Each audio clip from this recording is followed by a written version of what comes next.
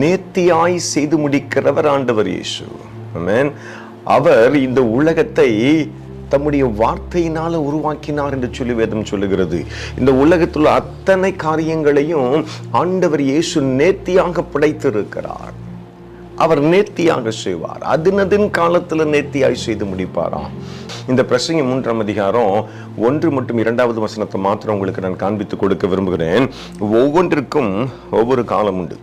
வானத்தின் கீழ் இருக்கிற ஒவ்வொரு காரியத்துக்கும் ஒவ்வொரு சமயம் உண்டு. பிறக்க ஒரு காலம் உண்டு, இறக்க ஒரு காலம் உண்டு, நட ஒரு காலம் உண்டு, நட்டதை பிடுங்க ஒரு காலம் உண்டு. இந்த வசனங்களை நீங்க தொடர்ச்சியாக வாசித்து பாருங்க.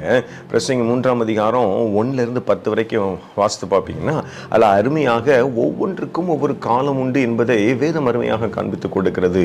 ஆனால் நீங்களும் நானும் என்ன செய்ய வேண்டும் என்று சொல்லி கர்த்தர் எதிர்பார்க்கிறார். God is always on time. அவர் சரியான நேரத்தில் அற்புதங்களை செய்வார். அப்போ கர்த்தரிடத்துல நீங்களும் நானும் என்ன செய்யணும்? அந்த வேலைக்காக காத்திருக்கணும். அந்த கர்த்தருடைய வேலைக்காக காத்திருக்கணும். அவரையே நம்பி அவரை சார்ந்து கொள்ளணும். ஹல்லேலூயா.